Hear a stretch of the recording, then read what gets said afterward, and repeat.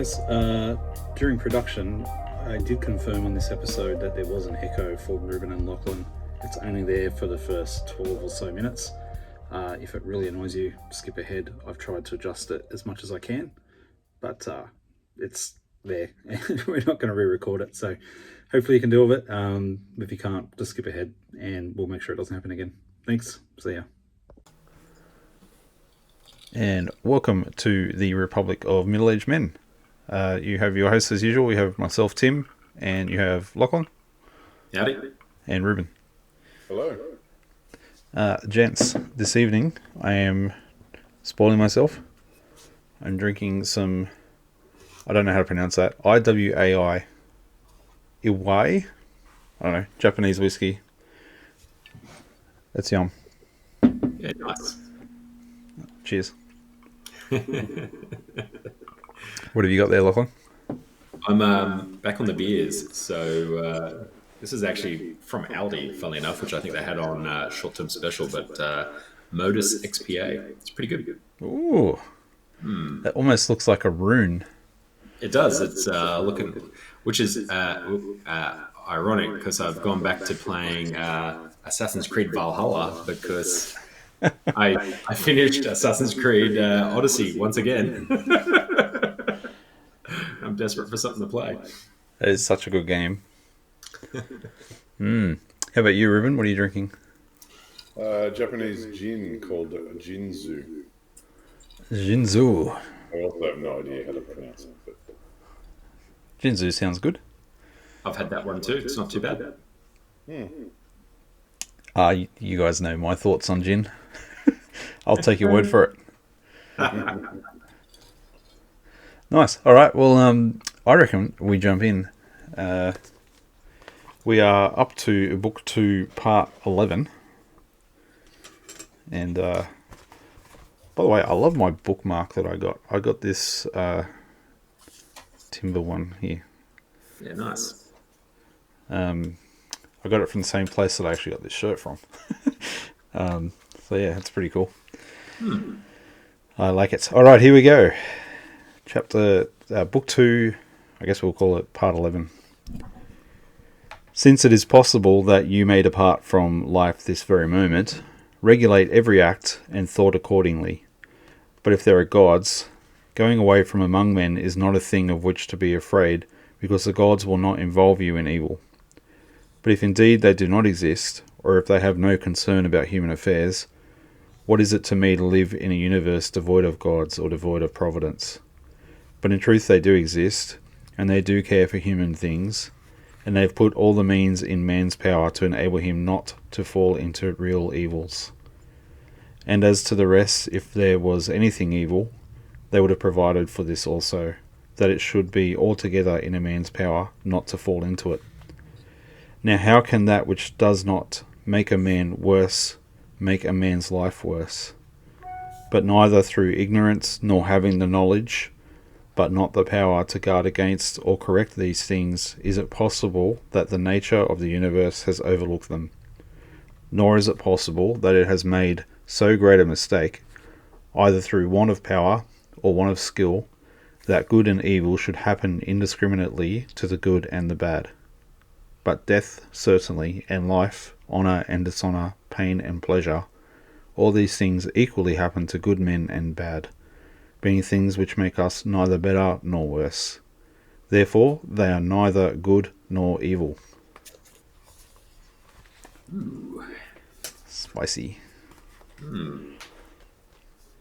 Thoughts?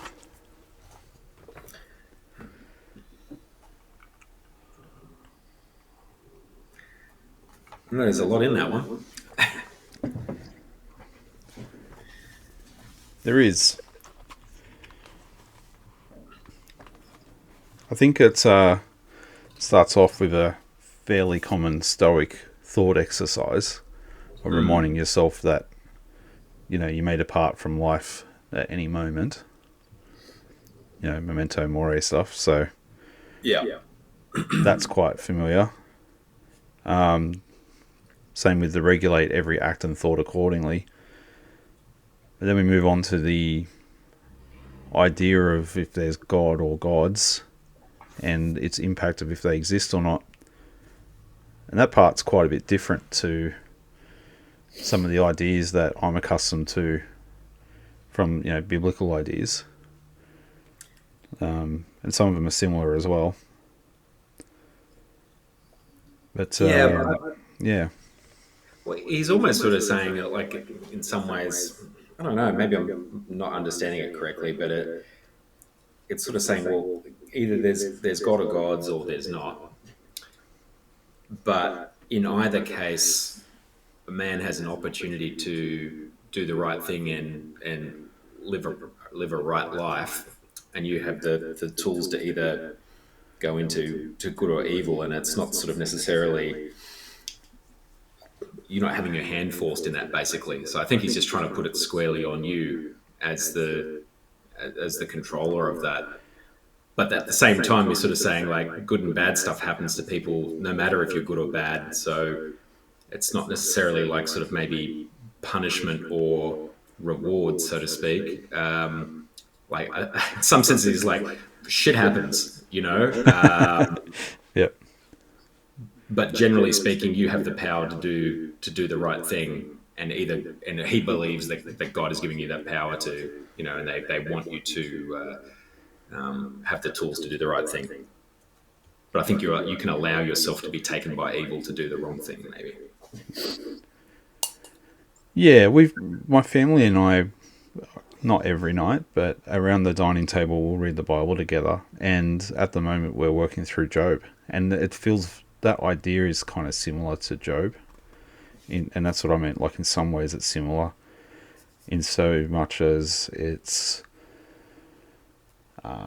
is saying what you're saying, Lachlan. Like bad things can happen to good people, and death comes, and good things happen, bad things happen. They happen to good people and bad people. And so that kind of felt a bit familiar, having been looking at Job over the last few weeks. Well, and I think that's obviously at this time, we weren't talking about God in the Christian sort of sense. We're talking about, the ancient gods. Ooh, my razor just dropped right off.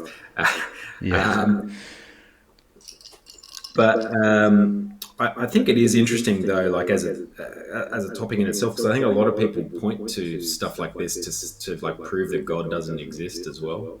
Because if there's a God, why does bad stuff happen to me? Like I haven't done the wrong thing to people. I've lived a good life, so why has something bad happened to me? And it's you don't get to choose. It's just sometimes these things happen, and bad stuff happens to good people, like it does to bad people. Yep. It doesn't prove or disprove God. What are your thoughts, Ruben? What do you think about this? I'm more interested in the bit towards the end of the passage you were reading, where it's talking about fame and ignominy, plain pleasure, wealth and poverty, how they come to the good and the bad alike. So they in themselves are not good or evil. I think that's interesting, but that's kind of the whole Stoic thing. And it's not a question of what happens to you, but a question of how you respond to it.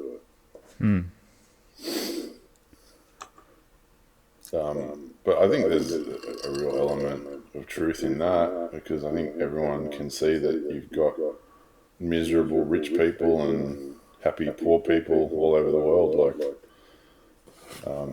So I don't know whether that's kind of what he's gearing towards. Does your translation, Ruben, say honour and dishonour, pain and pleasure, or does it say something else? Death, life, fame, ignominy, pain, pleasure, wealth and poverty. Yeah, interesting. Because when I read honour and dishonour, that neither they're good nor evil, that was the part where I was like, that doesn't make sense to me. Because surely honour is a good thing and dishonour is not a good thing. So I thought perhaps it wasn't translated quite correctly. Well, I suppose, but it depends on what you mean, because you can honour something that is not worthy and dishonour something that is.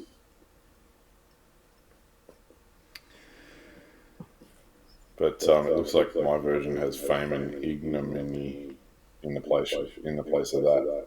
Yeah. That feels closer to the rest of the words. Like it's I don't know. I feel like honour and dishonour has a deeper meaning that is more attached to a moral compass than fame. Yeah, fame and ignominy is more about other people's perception of you rather than your actual behaviour. Yeah. Okay. I find it interesting that it says if there was anything evil, they would have provided for this also, that it should be altogether in a man's power not to fall into it. Yeah. What is it you found interesting about that? I don't know if that's right. I think sin's a real thing, and I don't know if it's, well, I certainly haven't always been able to resist things that are not good, even if I've wanted to. And so, is that because I'm inadequate and weak, or is it because that's part of the human condition that we actually don't have it in us to always say no to evil things? Or does that ability have to be there for your liability to be present? Go into that a bit deeper. So, like, if you couldn't not do it, then you're not guilty for it. Like, how can you be held accountable for something that you couldn't not do? Like, Yeah, for you that's to be interesting. guilty, you had to have been able to say no. Simply put, I'm not taking a position one way or the other. But is that the sort of counterpoint to what you're saying? Well, I think that's where we enter into the territory of how different denominations have been formed over the history of the church. Is the difference of opinion on things like that? Like, I don't know. Like, I think it depends if you think man has been corrupted through sin and that every man is inherently sinful, or if it's we become sinful at some point after conception. Well, that's interestingly towards the start of the passage where he's talking about, well, if the gods don't exist, then it doesn't matter anyway. What was the wording you all had? Because mine has if they do not exist, or if they have no care for humankind, then what is life to me in a world devoid of gods or devoid of providence? That's very close to our translation. Does your translation use the word providence? Yes. It does, yeah. Yeah. So it's interesting that word makes an appearance, and I'd be interested to know, because providence is a word that features pretty heavily in Christian discourse. I'm wondering what they've translated that from, whether it was fate or something similar. Yeah, it might be something closer to fate. I feel like Lachlan's having a quick search. Yeah, I was, but I was looking for the Greek word. I feel like we need like Spencer Clavin on Yeah, quick call here. he's above our pay grade, that guy. Yeah. I would love to meet him one day. What a mind. Yeah, legend. Amazing guy. Okay, well, for those of us that aren't at his level, who can't read the original text, I think we just have to rely on the fact that both of our translations use that same word, so it has an implication. Yeah, I think there's just it's obviously just a very specific word that everyone has taken to have that meaning, and it sounds like it's got similar meaning in English, so that's probably why it's got that. They've used that same wording in that case. I mean, maybe the English words actually come from the Greek word. Plausible. Yeah. Cool. And the other thing I thought was interesting was he puts forward both arguments. If the gods don't exist, A. If they do exist, B. But it's B. Like, he's just like, but they do exist. So I found that interesting as well. Yeah, I think he just wanted to make the point for both sides. Like whether you believe or you don't believe, it's going to make no difference. Yeah. But they're there. Yeah. All right. If you guys are happy, we'll move to 12. Okay, welcome back. Sorry about that. If there was an echo, Sorry. But it shouldn't be there anymore. Okay, let's do 12. How quickly all things disappear in the universe, the bodies themselves, but in time the memory of them. What is the nature of all sensible things, and particularly those which attract with the bait of pleasure or terrify by pain, or are wildly proclaimed by empty fame? How worthless and contemptible and sordid and perishable and dead they are. All this it is the part of the intellectual faculty to observe.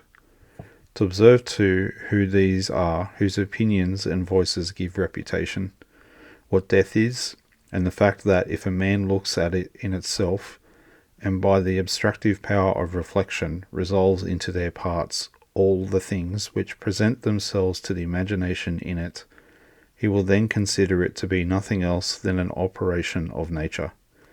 And if anyone is afraid of an operation of nature, he is a child. This, however, is not only an operation of nature, but it is also a thing conducive to the purposes of nature.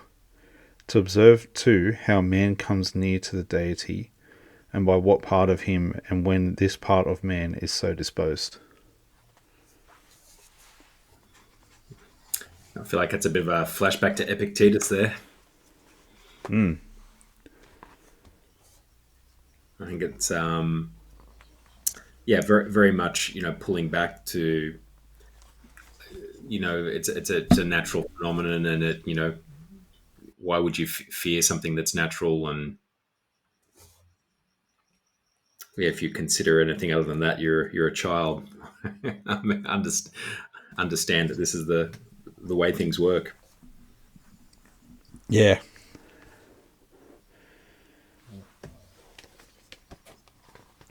It was a bit of a challenging read, that one.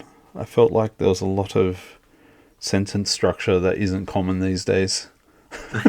It just felt so weird reading that out. I hope it didn't sound too weird.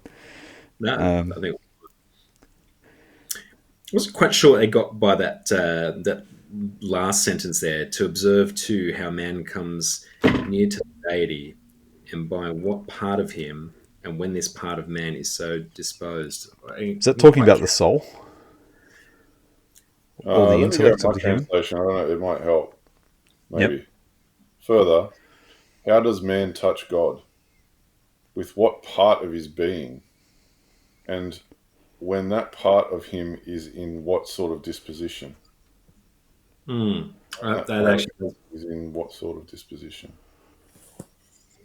So is that saying that the only way we can meet God is to die? Or is it saying that we can't fully meet God anyway?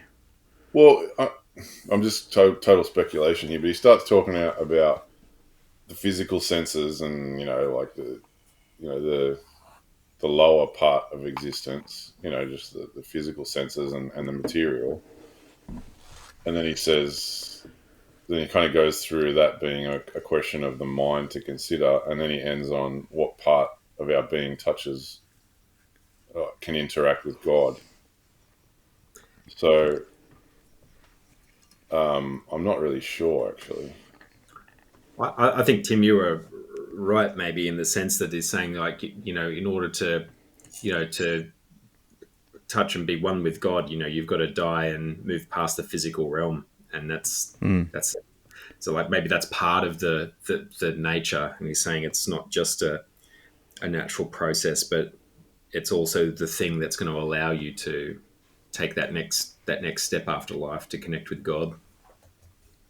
Yeah. So I think you're right, Tim. Maybe it is the soul he's talking about there.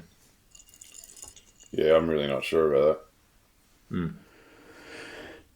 The death being part of nature or being part of life is pretty common in a lot of different thoughts. But I'm reminded of John Lennox in one of his books talks about how what his views were on creation in accordance with Genesis and that sort of stuff. And one of the things he points out is that cells have to die while the baby's being formed, that the parts between the fingers are told to die to form the fingers in the womb. So even at that very early stage of something being made, death is a part of that. And I don't know, that's always stuck with me since I read that. I must have read that 15 years ago. But it just, that whole idea of death being a part of nature and in accordance with nature, it makes sense for the flesh, I think, is what I'm saying. And that's where this idea of the soul being something separate, I think that also makes sense. Not just like in meditations, but in my own beliefs as well. So, have you thought about it in that sort of way before, Ruben? Yeah, I've always thought that there's a real risk of equivocation in terms of the term of the word death. Like, what are we actually talking about when we say something dies? But without getting too the weeds, when the term "from dust thou art and dust thou return" is spoken of in the Bible, that's clearly not talking about your entirety of your being. It's like part of your being, the physical part. So I think there's different types of death. So how far you take that in the way that you read things and consider things, I don't know. But I think that with this older philosophy, when they talk about death being part of nature, there's probably something much more fundamental at play, because you've got sort of Eastern religions and more ancient religions where like and Gnostic ideas and like things like the yin and yang, where they're in balance rather than one being negative and one being positive, and that it all becomes pretty abstract. It does, but I think if you look into good versus evil and the different models that are out there, then it doesn't take long to start looking into that, as far as like, like what you mentioned, yin yang. Is there a equal and opposite force of good versus bad, or is it is evil just good corrupted? Once you start looking into those religious things, those two things are separate propositions. Like them, they're exclusive, unless you try to draw a distinction between like moral culpability and non-moral culpability. Like, you know what I mean? Like, that's what I mean when they start equivocating on the term of death. Like, it's like when you're talking about cells between the fingers and the cells die. Is that the same thing as when a sentient thing dies? I don't know. Like, I don't think it is. But what I think I doesn't don't know. equal true. I don't even know what the implications of that are. Like, yeah. But it's good to reflect on, I think, and looking at what Marcus is writing here. I don't know how old he was when he wrote this, but he's at least, as part of his journaling, he's reflecting on he's not going to be around forever. He thinks the gods are real. He thinks the soul is separate, and that to go meet the gods or God, death has to be a part of that, and that death in of itself is also part of the process for things to be in accordance with nature, which I think is one of the main teachings of Stoicism, is to live in accordance with nature. So if they see death as part of living in nature, then that makes sense. Yeah.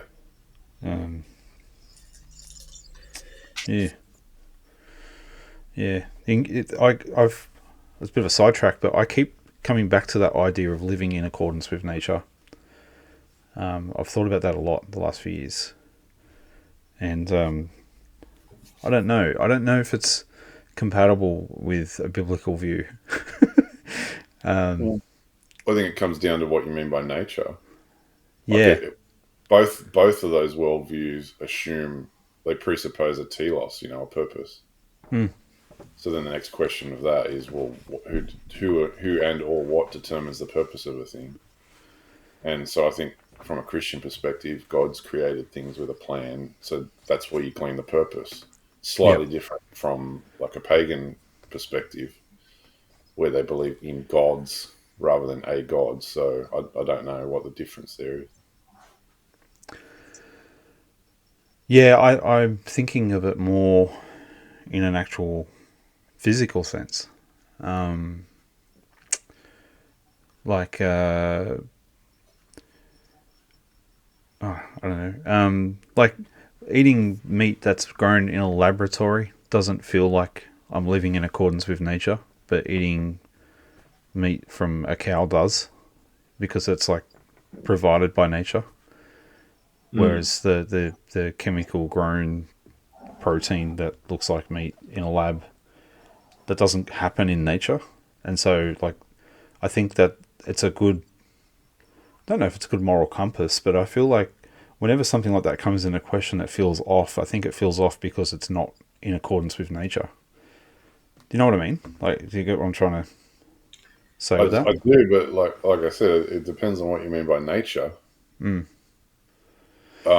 Like, because you could misconstrue that entire like argument to say, well, if nature is just the natural outworkings, the potential of a thing, then we're part of nature. And if we have the potential then to create lab grown meat, then it's like, well, that's also part of nature. Like, I'm not Yeah. saying that's a good argument. I'm just saying, well, what makes a thing like what makes the nature of a thing? Well, I think the way I'm looking at it is through two lenses. And sorry for the sidetrack, but so one is through a creationist lens. So if it's not made by a creator, then it's not in accordance with the creation. So that's like one way to think about it. But the other way is if you're thinking about it through a process of evolution, then the lab process doesn't go via that process either. And so in both instances, the lab grown meat isn't in accordance with the thing that made it, the thing that makes the universe and the world that we live in and us. Yeah, but how does the interplay of that work with the potential that we are sub creators? Don't know. Haven't thought that far about it. Yeah. Because your first scenario is that there's a creator and man is created, then we're created with the potential to be creators ourselves, some kind of sub creator. Yeah. But then, and then on the second one, well, if it's evolutionary, then anything that we do is just an extension of that evolutionary process. So I'm not sure how you could say a skip forward to creating lab-grown meat is outside the evolutionary process. I don't know. Maybe you can. I'm just spitballing. I don't really understand any of this stuff. Well, maybe it's like sort of that similarity with like by becoming a creator, you're making yourself a god, and that maybe that's why it feels out of kilter, because you're diverting from the natural and original creator's creation, if you know what I mean. So it's been like, so instead of creating to bring honor to the creator or nature itself, you're engaging in hubris and trying to become God yourself. Is that the distinction you're making? Yeah. Or? Yeah. Oh yeah, like it's the thought that counts. It's what's in your intention. Is that what you're saying? Oh, Not I don't really. know, because there's plenty of bad things you can do with good intentions. This is why my nickname is the sophist. I'm not a proper philosopher. I haven't got these answers. But I like talking about it with you guys. That's why it's fun. But that's had sufficiently made my head hurt. I think you do make a point though, Tim, because I think it's there is something about like connection to nature from a human experience point of view, and I think when you are part or a closer sort of part of that, you can feel like you're more closer to, I don't know, maybe you're in like God's intention for you being a part of this process, Yeah. if you know what I mean, rather than diverting into a man-made process and man-made construction, and which is twisted, right? Like, so Actually, I know the analogy I want to use. So last night I went out the back to my fire pit, got some cut down timber from a dead tree that I cut down months ago, and I had a fire just for 40 minutes. That fire feels right. When I sit in front of an electric fan heater or a grill heater or even in an air-conditioned heated place, it doesn't feel right. And there's something about a natural fire made out of wood that's grown. It just feels like a proper, I think is the right way to say it, or a like, I know it's not cleaner because of the smoke, but it feels pure.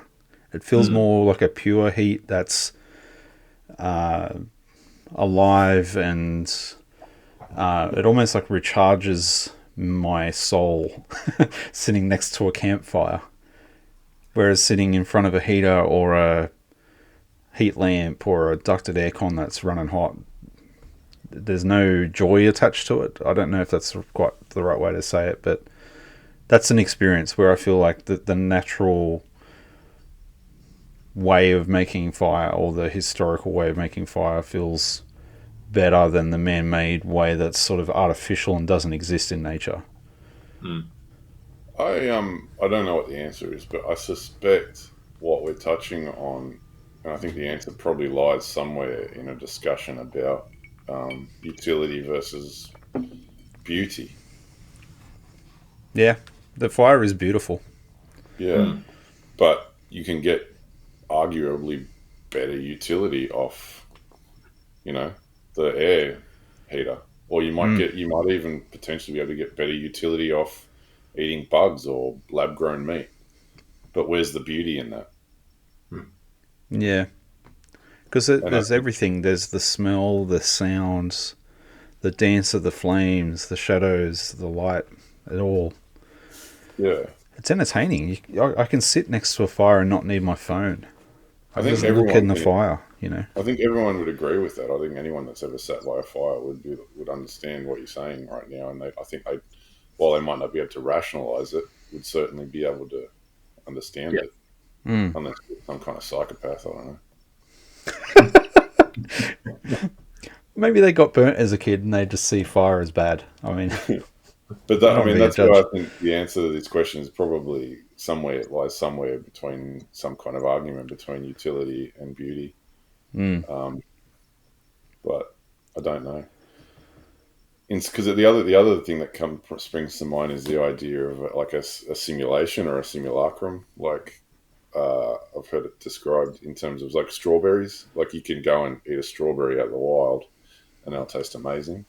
But then someone will come and squeeze the juice out of it and make a strawberry flavor, and they'll use it to flavor something else. But then later on down the track, someone will add sugar to it, and then somebody will make an artificial version of that flavor, and then they'll put it in a milkshake. And if you've never had a natural strawberry, but you've had the milkshake, while it's the same flavor, you could go back and eat the strawberry, and it probably kind of doesn't taste that great. You know what I mean? Like compared to this, this sugary thing. You know what I mean? But at the end of the day, that sugary thing, that sugary milkshake or whatever, is just a simulacrum. It's just a simulation of what the original thing is. Yeah, that's a good example.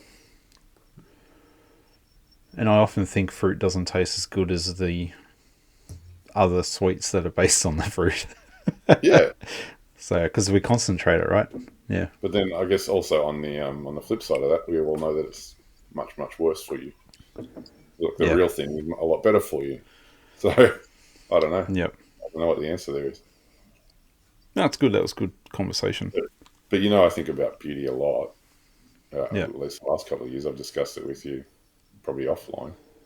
Yeah. I think there's something missing there, generally speaking, in our society and the way that we approach it. Yeah. I don't know. I don't know if it's a getting older thing or a studying philosophy thing, but ever since I've been doing this podcast with you guys, my appreciation for beauty has just gone through the roof. Yeah, I think we mentioned that on the last episode, and I agree. Yeah, man. Like, this is something. It's like Plato's cave, right? It's like you can see what you couldn't see before. There's like more light in the world and more things that bring joy and that you appreciate. And it's actually I've noticed in the last year or so that almost all the people who I work with, and I've been in 2 different jobs in 2 different industries in the last year, that I just see beauty everywhere that most people don't notice. And when you point it out, it's sort of they appreciate it being pointed out, and they kind of are confused, like, why didn't I see that before? And but then they just get back into what they're doing, and you'll see the next thing and they don't notice it. And I'm very grateful. Every time I look at things, I'm looking for beauty, and it just makes the world feel a lot nicer. So, because it isn't nice in a lot of ways, but if you can see the beauty, it's good. No, absolutely. All right, let's read 13. Nothing is more wretched than a man who traverses everything in a round and pries into the things beneath the earth, as the poet says, and seeks by conjecture what is in the minds of his neighbours, without perceiving that it is sufficient to attend to the daemon within him, and to revere it sincerely. And reverence of the daemon consists in keeping it pure from passion and thoughtlessness, and dissatisfaction with what comes from gods and men. For the things from the gods merit veneration for their excellence, and the things from men should be dear to us by reason of kingship. Sometimes even in a manner they move our pity by reason of men's ignorance of good and bad, this defect being not less severe than that which deprives us of the power of distinguishing things that are white from things that are black. Wow.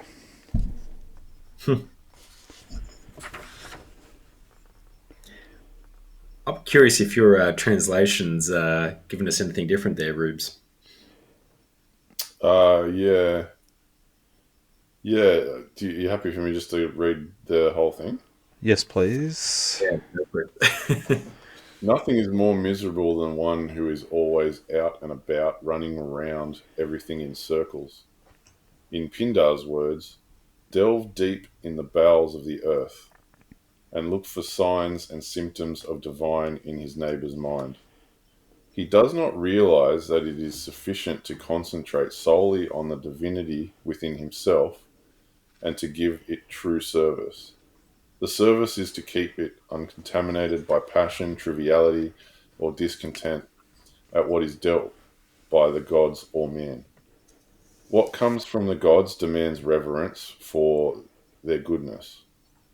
What comes from man is welcome for our kinship's sake, but sometimes pitiable also, in a way because of their ignorance of good and evil. And this is no less a disability than that which removes the distinction of light and dark. Yeah, that's a much better translation. I think I found it a bit easier to follow. Yeah, I didn't really get the Pindar's words, delve deep in the bowels of earth, but the rest of it I got a bit better. And this is So basically, don't be a busybody. Well, I don't know whether I should start at the end, but at the end, I think it's pretty good how obviously he presupposes that which comes from the gods are good, and that we should be affectionate to that which comes from men because we are men. But he's basically saying just accept that men are imperfect, so they're ignorant of good and evil, and so they're going to get things wrong. And he's like, that ignorance is no different from not being able to tell the difference between light and dark. Well, that's pretty good stuff. Yeah. For sure.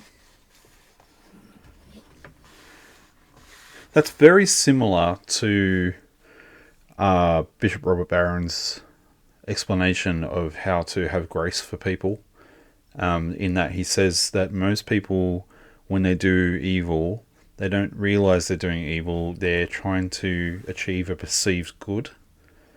And so if you approach each instance that that person was trying to achieve a perceived good, it opens the opportunity to have patience and grace towards that person, because they're not intentionally being malicious or evil. They just are doing what they perceive to be good, and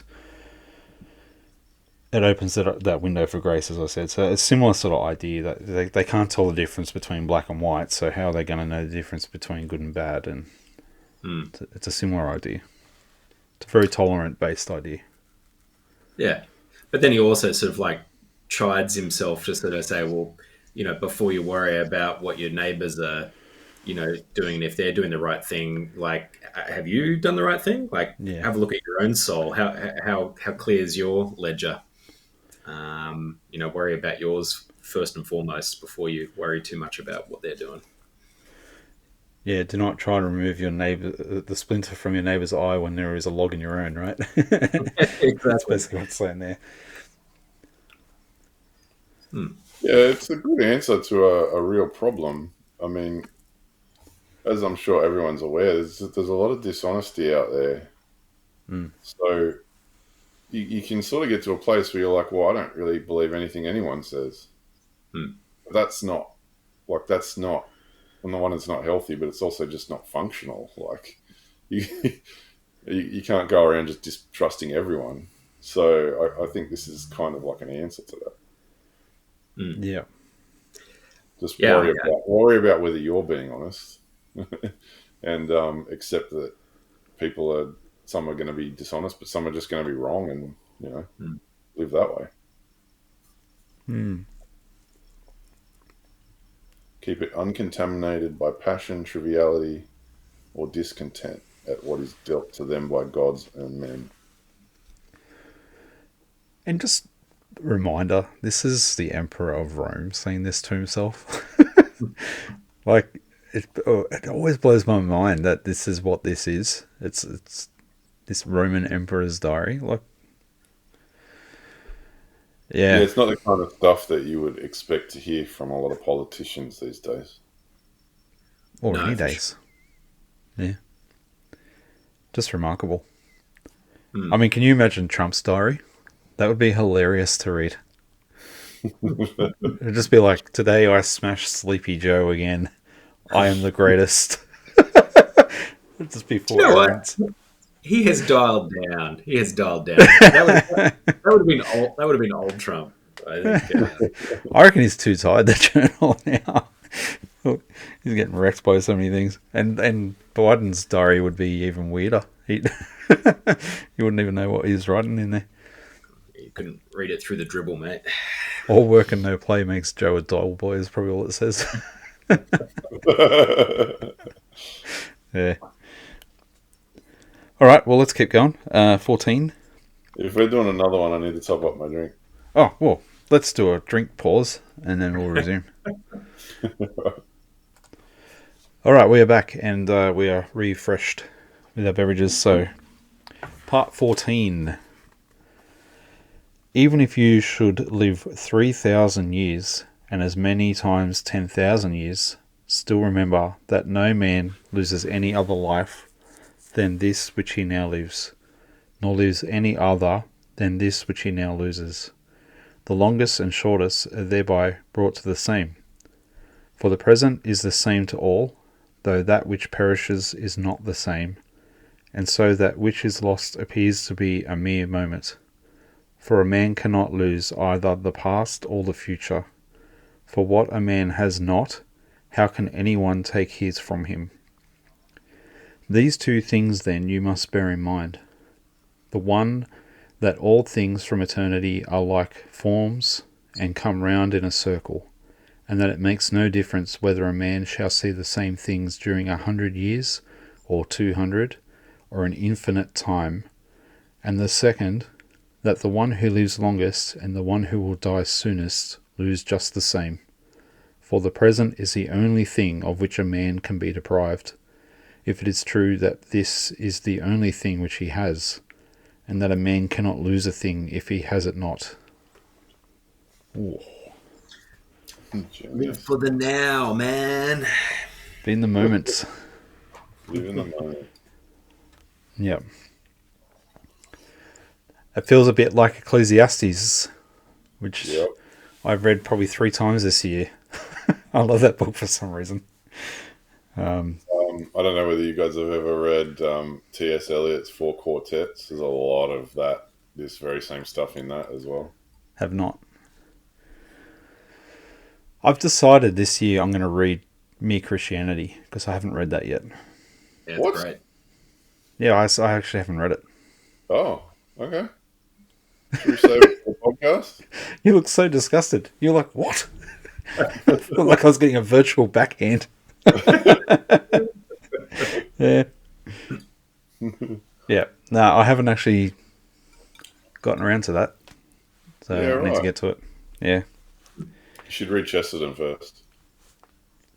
Okay. That face makes me think there's a... Is that a big task? Is that like saying, oh, just quickly read Tolkien? It won't take long? No, I just, the more, because I read most of my C.S. Lewis first, and then I read Chesterton, and I realised that most of what C.S. Lewis said, Chesterton said first. Oh. Okay. He kind of said it better. Oh, interesting. No, that's not entirely true. That's a gross generalisation, but there's some Take. All right, well, let's focus on 14. So if you should live 3,000 years and as many times 10,000 years, still remember that no man loses any life other than which he than which he now lives. So that's interesting. It's basically saying all you've got is the now, if you have that even. Well, that and that you've got one life, no matter how long or short it is. Yeah. Everyone's got one life, so yeah. There's no cats. Yeah, that's exactly right. Yeah. I was thinking about the shortness of life just a couple of days ago because my dog is 10 and a half. Oh, And, he's starting to go a little bit bad with his eyesight. He keeps walking into things every now and then now, and I'm like, okay, that's new. And he's just sleeping more. And I'm like, oh, wow.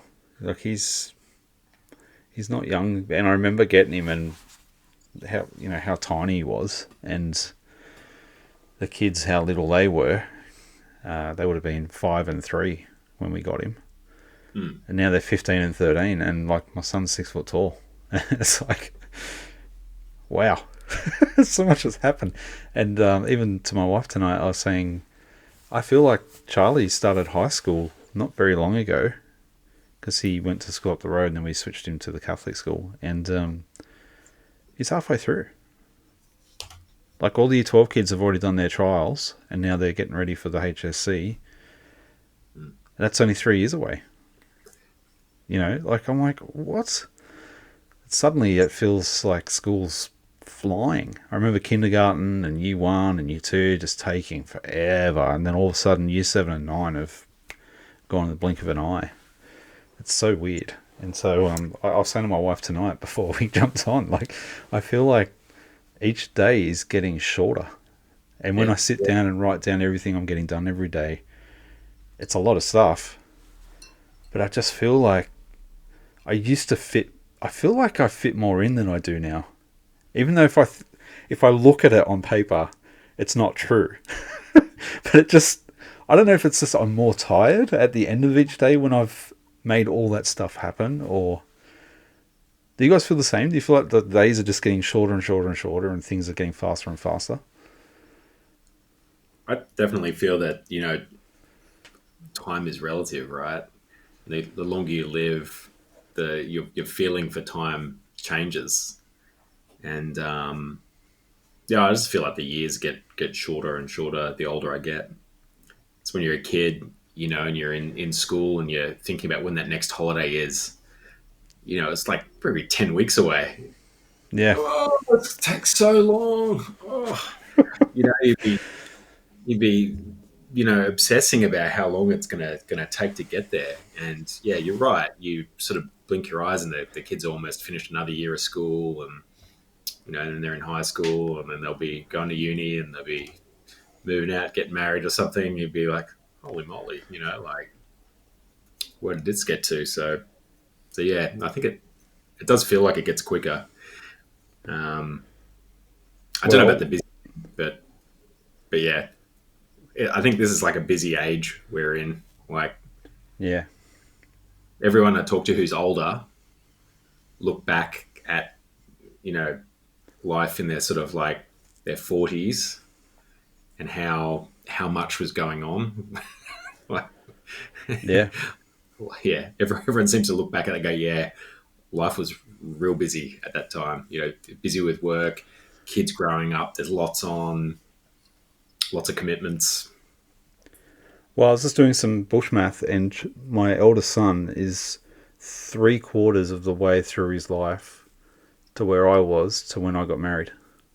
Hmm. Right? So when I think about it like that, like, I'm like, holy crap. Like, my parents, the age my son is now, that was like the 3/4 mark for my parents before I was off making my own family. Hmm. It just blows my mind. I just think, how the heck did that happen? And I just can't see my kids doing that in 5 to 7 years time between the two of them. Like, how Yeah. did I do that? How did people not laugh at me when at 20 years old I'm engaged and not just go, "You're a kid, shut up," like just slap you upside the head or something? Like, Well, it's so strange. here's one for you. 50 Yeah. years ago, maybe a little longer, there were kids the age of our boys signing up for war Oh, and that going to definitely war. has crossed my mind. Hmm. Yeah. Yeah. Absolutely. Yeah. It's, yeah, different world, eh? Oh, yeah. Anyway, so based on 14, life is short. Hmm. Listening to Dark Side of the Moon has a whole new level of meaning for me now than it used to. And I've listened to that album my whole life, and as the older I get, the more uncomfortable it makes me. uh, anyway, you guys No, want any? I Yeah, think sorry, that's yeah. all true. I think that's all true, and I think that's kind of where this is right. Like, if you are not attentive to the moment, if you're not enjoying the moment or living in the moment or experiencing the moment, and you're just thinking about the past or the future, then you're not living.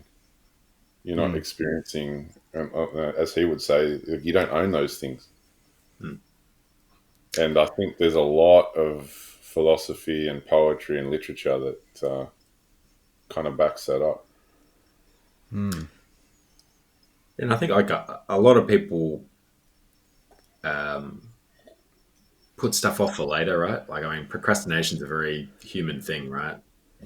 And it could be like relationships or something, or you're going to make something right. It's like, oh, I'll do it. I'll do it later. I'll reach out to them later, and you may not have that opportunity.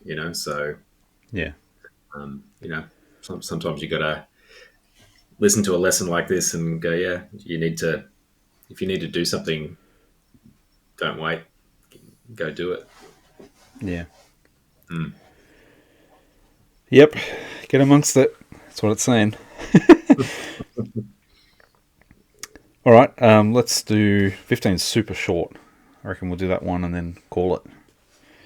Sounds good. All right. Remember that all is opinion. For what was said by the cynic Monimus is manifest, and manifest too is the use of what was said, if a man receives what may be got out of it, as far as it is true. I don't know who that is. Well, Let he me do also my. said opinions are like assholes. Everyone's going. Let me do my translation. Go for it. All is as thinking makes it so. The retort made by Monimus the cynic is clear enough, but clear too is the value of his saying. If one takes the kernel of it as far as it is true. Ah, okay. Our translation doesn't have the quote in quotes. Does yours? Yeah, so in my translation, what he said was, all is as thinking makes it so. I don't really know what that means. So remember that all is opinion. Or impression, maybe? So your translation gives you the meaning of the saying, whereas mine gives you the saying itself. Yeah. Yeah, but ours wasn't in a quote, which is why it read a bit weird, because I didn't realise I was quoting the cynic. You weren't. It wasn't a quote. It was a meaning, like it was an explanation of the quote itself. Oh, the punchline. Yeah. Which makes sense because he then goes on to say it's true as far as the basics of it is, basically. But what does it mean? Well, it reminds me of the impressions ideas, that it's not what's said, but our impression of it that causes harm or joy, that sort of stuff. Yeah, the perception of a thing is the thing. Yeah. Yeah. That's been a helpful lesson to teach, particularly my son, that he can choose to be, like, he's allowing, if someone says something mean, he's allowing that to hurt him by receiving it, and that you can just choose not to receive that, you know.